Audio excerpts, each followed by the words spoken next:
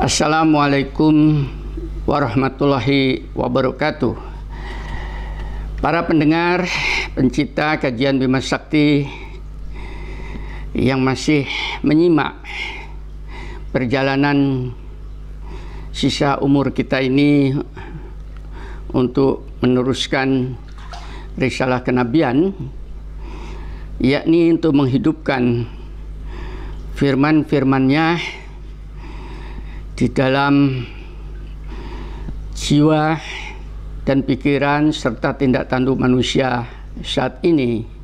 Itu adalah tugas saya dan tugas Anda untuk bersama-sama menghidupkan kembali.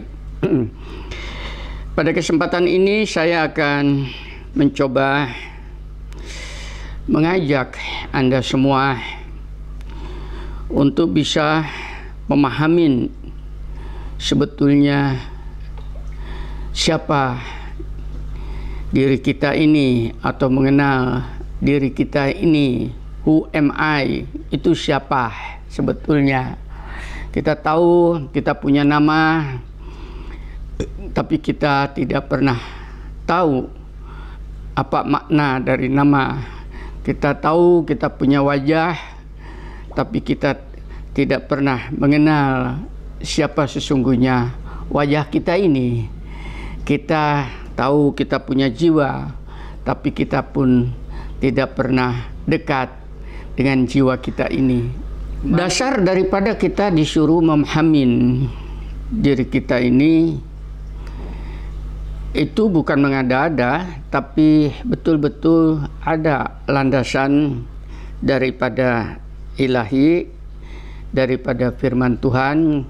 Nanti kalau Anda sempat, dan saya yakin setelah ini Anda punya keinginan untuk menyempatkan diri membuka lembaran-lembaran firman-Nya itu, coba kaji surat Ar-Rum surat ke-30 ayat 8. Ayat ini panjang, tapi translate-nya saya terjemahkan begini.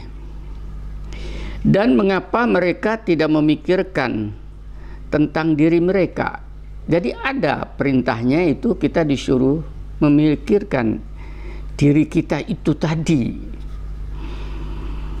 Allah tidak menciptakan langit dan bumi dan apa yang di antara keduanya, melainkan dengan tujuan yang benar dan dalam waktu yang ditentukan. Dan sesungguhnya banyak di antara manusia benar-benar mengingkari pertemuan dengan Tuhannya. Indah sekali. Yang pertama, kita disuruh mengenal dirinya dulu. Baru ayat berikutnya kita disuruh merenung bahwa Allah tidak menciptakan langit dan bumi dan apa yang ada di antara keduanya itu tadi bukan untuk. Nah, sekarang sampai kepada kita untuk membahas dalam diri kita ini sebetulnya apa yang perlu diperhatikan atau melakukan eksplorasi ke dalam diri kita. Biasanya kita keluar, sekarang ke dalam. Itu apa yang perlu diperhatikan? Saya ingin mencoba membahas secara sistematik, ya, secara runtut ini. Mudah-mudahan Anda semua bisa sabar untuk memahaminya. Yang pertama, dalam diri kita ini ada jiwa. Nah, sering sekali jiwa itu bisa juga ada satuan antara jasmani rohani.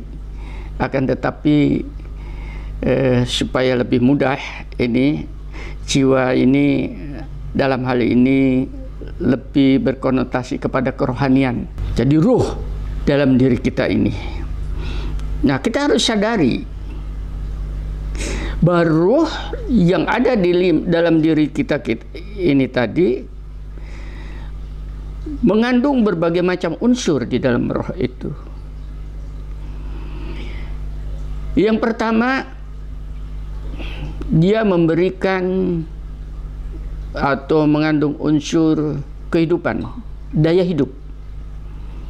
Disebut juga, kita sering sekali mengatakan napas. Orang yang ruhnya lepas itu dikatakan sudah tidak bernapas. Napas kita, daya hidup itu.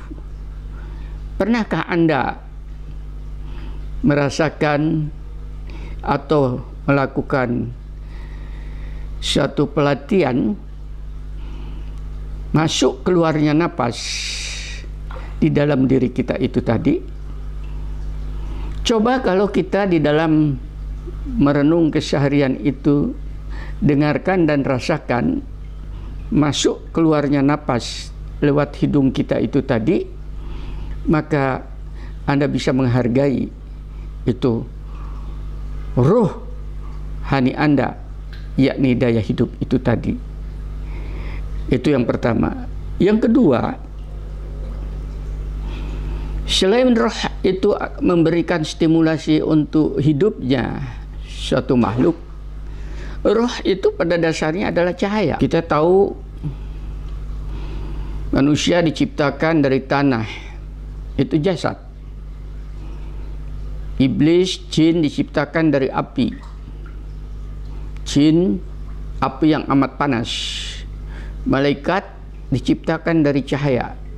Ruh ini di atas daripada cahaya, di atas cahaya. Nanti Anda akan bisa melihat di dalam surat Nur. Itu. Nurun ala nur, itu di situ. Itu sumber daripada asal muasal rohani saya, rohani Anda. Makanya karena itu menepati makom tertinggi dalam Quran disebutkan sebagai aku hembuskan ruhku ke dalamnya itu tadi, karena posisinya tidak bisa diukur dengan standarisasi makhluk-makhluk lain. Oleh karena itu hargai rohani Anda itu tadi. Nah, sumbernya itu cahaya di atas cahaya. Kita tahu di depan saya ini cahaya matahari saja yang baru keluar sudah bisa menerangi sekeliling kita. Maka kita bisa membayangkan kalau cahaya rohani yang ada di dalam diri kita ini tadi kita manfaatkan untuk menerangi diri kita itu sendiri, maka kita akan keluar dari kegelapan kehidupan dalam keseharian itu tadi. Di sini sering masyarakat tidak pernah belajar untuk memanfaatkan sumber cahaya, yaitu rohani dalam diri Anda. Pada dasarnya kita bisa melihat itu karena ada cahaya. Nah, kalau cahaya itu sudah bersinar di dalam diri kita itu, maka akan kelihatan terang. Who am I itu? Dengan apa dilihatnya? Dengan basirah, mata hati dalam keseharian itu. Di dalam diri kita ada mata hati. Selain mata jasmani, ada mata rohani yang disebut basirah, mata hati itu tadi. Cahayanya ada, basirahnya ada, mata hati. Ini yang menyebabkan seseorang yang sudah banyak berlatih di dalam kerohanian itu tadi, dia bisa melihat bukan masalah sihir, bukan ahli tenung, tapi betul-betul dia bisa melihat, membuka hijab-hijab yang tidak terlihat oleh mata jasmani, oleh yang bersangkutan bisa dilihat jauh ke depan. Dan yang keempat, daripada sifat rohani itu adalah dia sumber kesucian. Karena dia sumber kesucian, maka dia sangat dekat, melekat kepada sifat-sifat ilahiyat. Oleh karena itu, mari rohani kita yang suci itu tadi kita pelihara, tidak kita kotorin, yang nanti yang terkotorin oleh hawa nafsu nanti di bawah kita akan melihat. Nah, dengan kesucian itulah akhirnya rohani itu menduduki makoman mahmuda atau tempat kemuliaan. Disitulah bersatunya antara Anda dengan ilahi, Oleh karena itu, bagi mereka yang kedua, selain rohani, dalam diri kita itu ada jasad atau raga. Dalam sehari-hari makanya adalah jiwa raga. Raga ini mempunyai fungsi pada dasarnya adalah dia mempunyai tugas untuk bisa mengejawantahkan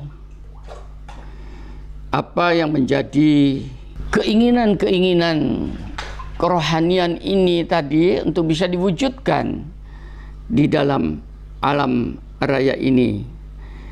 Nah, ini tugas ini insya Allah bisa dilakukan selama raga Anda atau jasad Anda itu betul-betul difungsikan, dipelihara dengan baik. Karena pada raga itu dia ada daya serap panca indera. Kita punya mata, pendengaran, penglihatan tadi pada mata, penciuman, rasa, dan seterusnya ini. Kita mengenal panca indera itu tadi.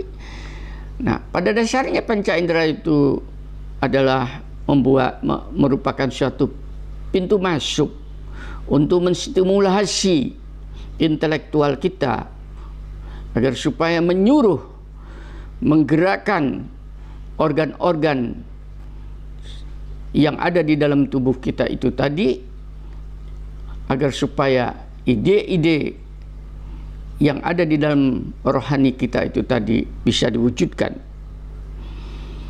Oleh karena itu, kita harus mempertahankan daya tahannya dengan gizi yang baik, istirahat yang baik, termasuk melatih intelektual kita. Karena fungsi otak itu adalah selain merekam, dia melakukan analisis, membuat kesimpulan, dan seterusnya. Ini kalau tidak pernah dilatih, maka sel-selnya akan aus.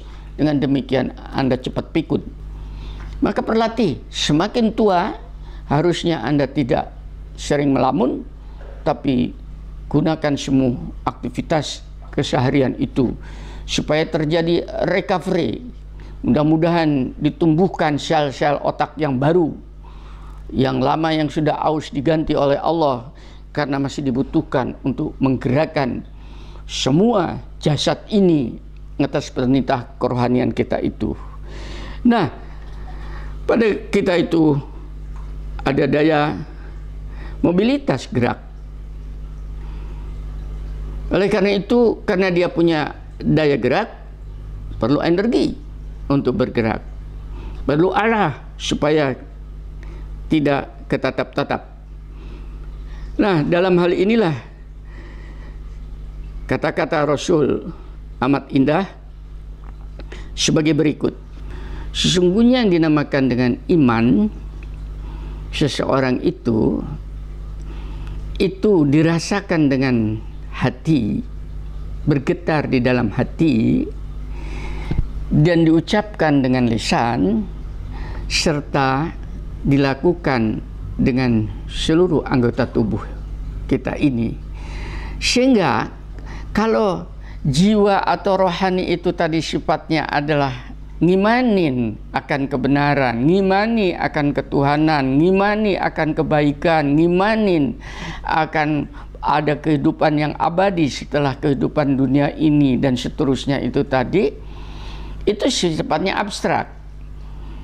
Nah, kemudian sebelum kita melakukannya, kita harus membuat statement itu di dalam lisan kita agar supaya berbekas dan terdengar. Kenapa lisan? Agar supaya kebaikan itu bisa tersampaikan kepada orang yang belum mendengar.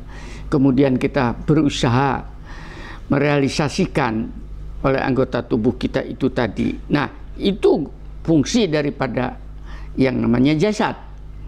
Sehingga dengan demikian mobilitas kita, gerak kita itu semua dalam koridor ilahi, karena rohani pada dasarnya sangat dekat dan merupakan perwujudan ilahiyat dalam kehidupan jiwa seseorang itu tadi.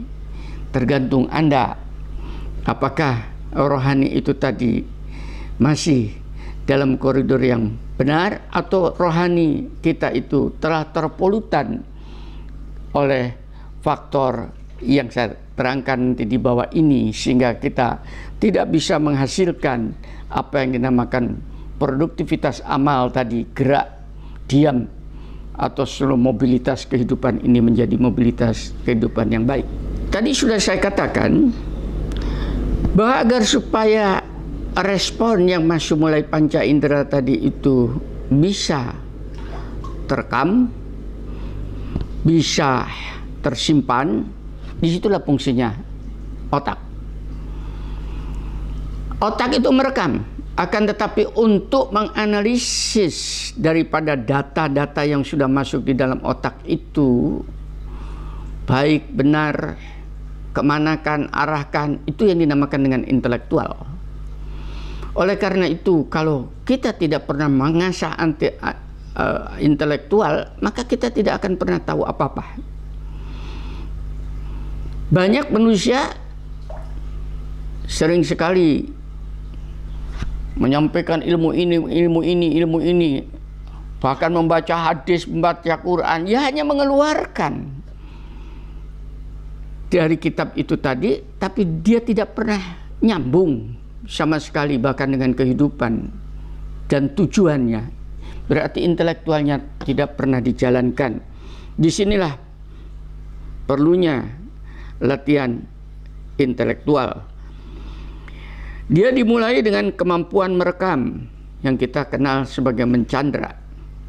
Setelah merekam, dia harus berusaha melakukan analisis. Quran ini bukan hanya dibaca. Kalau Anda mengingat, menghafal Quran itu hanya merekam. Akan tetapi kalau Anda mencoba memahami dan kemudian mengejawantahkan serta meluaskan, itu namanya menganalisis. Setelah Anda bisa menganalisa, maka Anda baru bisa mengambil sebuah kesimpulan. Nah, kesimpulan ini yang dari satu waktu ke waktu lain kemudian dikumpulkan, sehingga Anda bisa membuat sebuah analisis jauh ke depan yang dinamakan prediksi.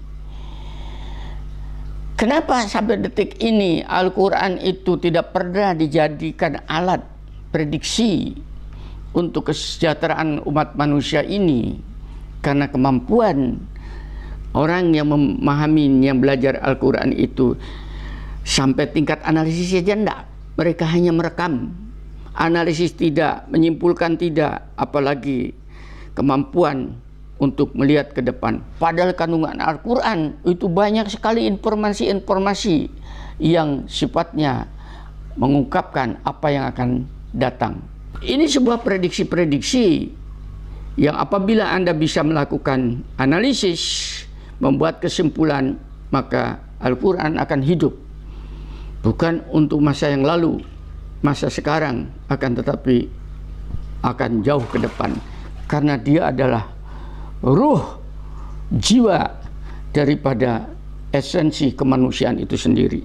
Setelah rohani, raga, intelektual, maka sampai kepada kita melatih amal perbuatan. Mari kita tengok amal perbuatan kita ini. Ingat, di dalam amal perbuatan kita ini tadi, dia punya daya rusak, tapi dia juga punya daya bangun. Mana Anda yang akan pilih? Akan merusak atau akan membangun? Sebagai satu contoh yang sekarang ini, intelektual begitu maju, ilmu pengetahuan begitu maju, akan tetapi ilmuwan-ilmuwan yang tidak bertuhan itu menciptakan makhluk-makhluk mutan-mutan yang kita kenal sekarang dengan corona dan sebagainya itu, akhirnya menyebabkan daya rusak. Kemudian yang kedua, perbuatan itu bisa dia statis, tapi dia juga bisa dinamis. Tinggal Anda pilih Ditanya diem, distimulasi diem, diajak diem, itu namanya statis. Tapi dinamis, orang yang selalu dinamis, dia tidak akan pernah merasa dirinya dalam kesendirian atau terpinggiran, karena setiap saat dia mempunyai kreativitas baru. Yang ketiga, dia punya daya peduli, tapi dia juga punya daya tidak peduli atau cuek. Agama menghendaki agar Anda mempunyai kepedulian terhadap diri kita, terhadap lingkungan, terhadap sesama dan sebagainya, bukan orang yang cuek.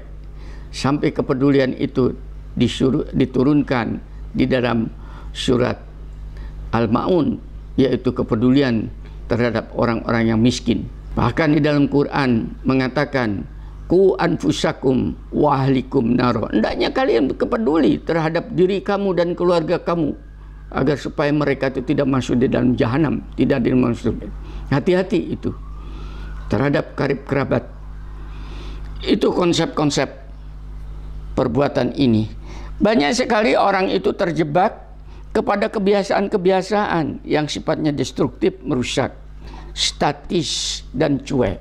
Orang yang kayak demikian tidak punya nilai guna sama sekali dalam kehidupan duniawiyah, sehingga akan berdampak kepada kehidupan akhiratnya yang akan dicuekin oleh ilahi itu sendiri. Mudah-mudahan Anda yang selama ini menyimak, sabar, menggali dengan saya, tidak termasuk kelompok orang yang cuek, tapi orang yang dinamis, orang yang kreatif, suka membangun, orang yang peduli dengan sesama, orang yang selalu mempunyai stimulasi, motivasi dan inovasi. Dan yang terakhir yang harus Anda perhatikan, daya rusak yang paling bahaya ini adalah pada hawa nafsu. Hawa nafsu itu diberikan oleh Allah untuk apa? Agar supaya bisa menggerakkan apa yang dinamakan dengan raga tadi. Fungsinya banyak.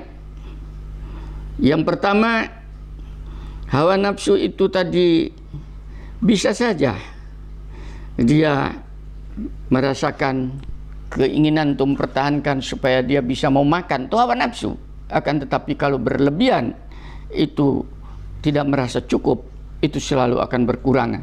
Oleh karena itu harus dilatih. Pada hawa nafsu ini, sifat-sifatnya ada sebagai berikut. Dia merasa cukup dan dia bisa juga merasa kurang. Dia merasa puas dan dia bisa merasa tidak puas. Dia merasa rindu dan dia merasa jenuh.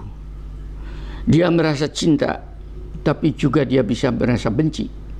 Dia merasa sendirian, sedih, dan dia bisa merasa gembira dengan kebersamaan.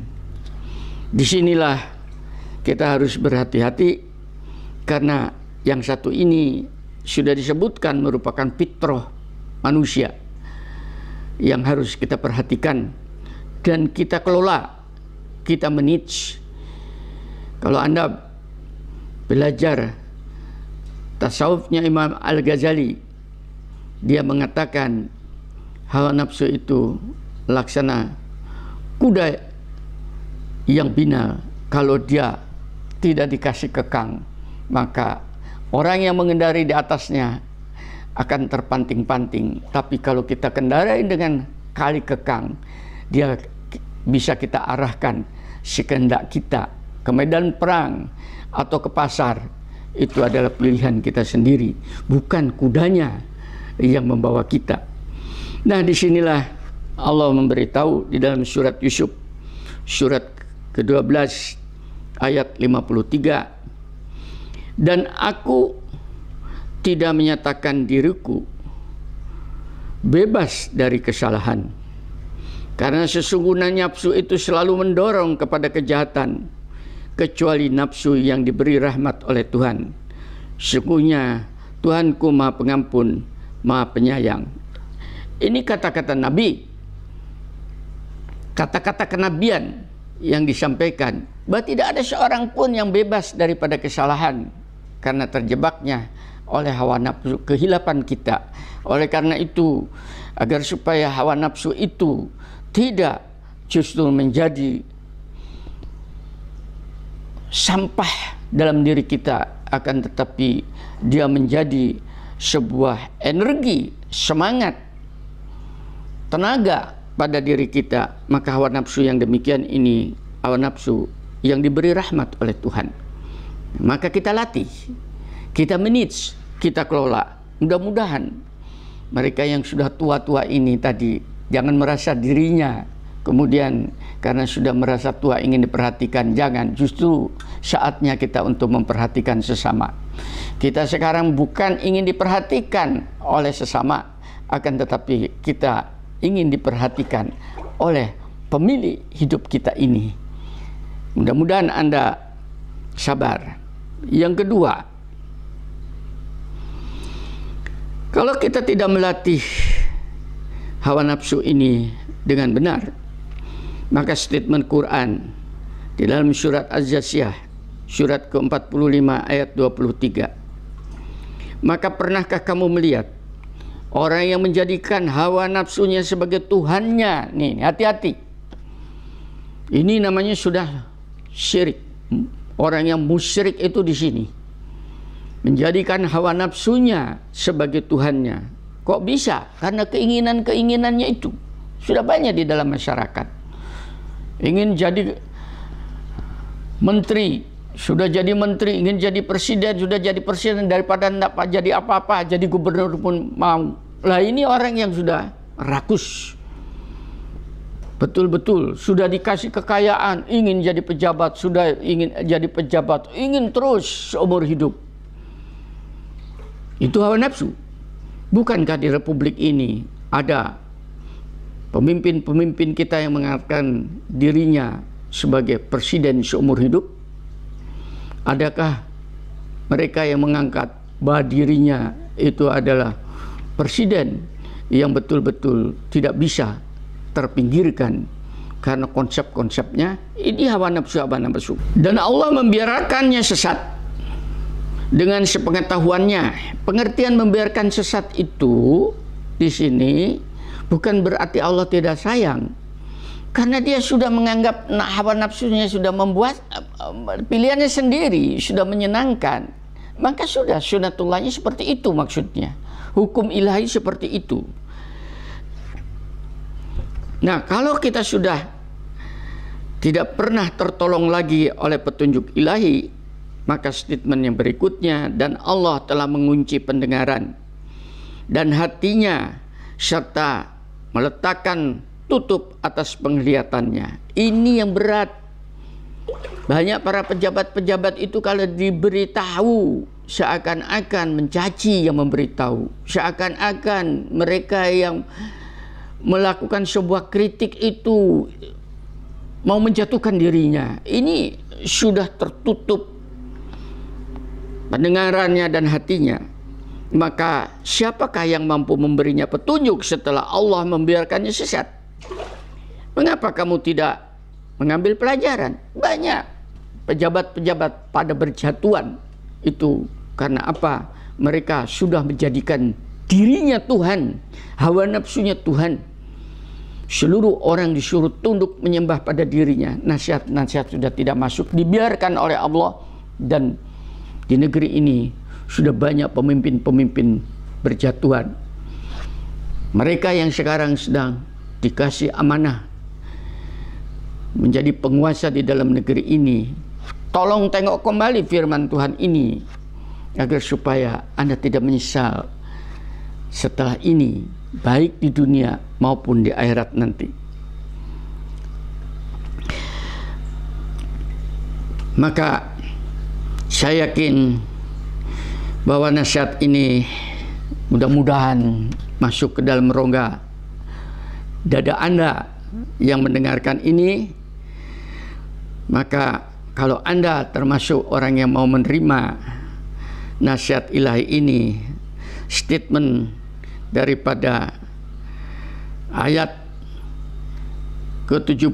surat ke-79 ayat ke-40 berbunyinya begini, dan adapun orang-orang yang takut kepada kebesaran Tuhannya dan menahan diri dari keinginan hawa nafsunya. Untuk melihat identitas seseorang itu, memilih Tuhannya sebagai ilahnya dan sebagai rohnya yaitu Allah, atau memilih dirinya yang bertuhankan kepada hawa nafsunya itu sebagai Tuhannya.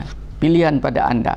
Tapi bagi mereka yang betul-betul memilih Allahnya sebagai ilah dan Robnya, wah insyaallah Anda akan mendapatkan ridhonya.